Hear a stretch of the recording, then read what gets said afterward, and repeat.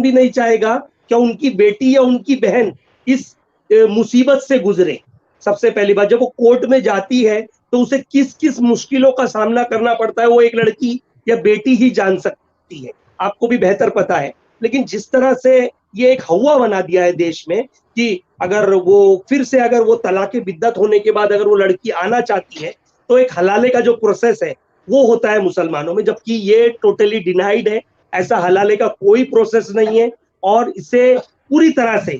जो ये पहले जिस तरह से, अभी मैं आपको बताऊं ना धीरेन्द्र साहब, जिस तरह से ये इश्यूज को अब गरमाने के लिए कि मुसलमानों में कौन कौन सी प्रथा थी और कौन से ऐसी चीजें थी जिससे एक महिला को अपमानित किया जाता है, उत्पीड़ित किया जाता है, ऐसे बहुत सारी चीजें थी। ऐसे लोग बोलते हैं कि उनकी हदीस में ये सब चीजें लिखी हैं या उनके कुरान शरीफ में ये सब चीजें हैं, लेकिन मैं टोटली डिनाइड करता हूं। हदीस पढ़िए, कुरान शरीफ पढ़िए, किसी के भी या कि धर्म, ना कि किसी की बेटी, ना किसी के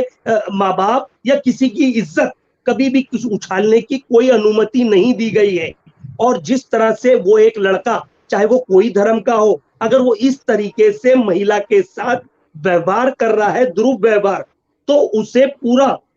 मोहल्ला, यहाँ तक कि उसे अपमानित करना चाहिए और उसे समाज से बाहर कर देना चाहिए, चाहे वो मुसलमान की बेटी हो या हिंदू की बेटी हो। अब वो बात अलग है कि हम कोर्ट में जाते हैं तो वो मुस्लिम लॉ के हिसाब से देखा जाता है, क्योंकि एक पर्सनल लॉ बोर्ड बना हुआ है और वो बोर्ड की बहुत सारी प्रतिक्रियाएं हैं, उनकी बहुत सारी गाइडलाइंस हैं जिसपे वो चलते हैं। लेकिन मैं उनसे कहना चाहता हूं, अगर आपकी ऐसी गाइडलाइंस है तो उसमें ये पॉइंट भी ऐड कीजिए,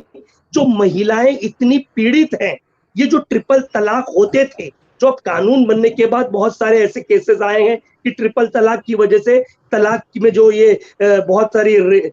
इसके रेज होते थे कानून, ये सब बंद हो चुके हैं, कम हो चुके हैं। लेकिन अब भी ऐसे समाज में कुछ ऐसे लोग हैं जो पुरानी सदियों की बात करते हैं और पुरानी सोच के लोग हैं, वो ये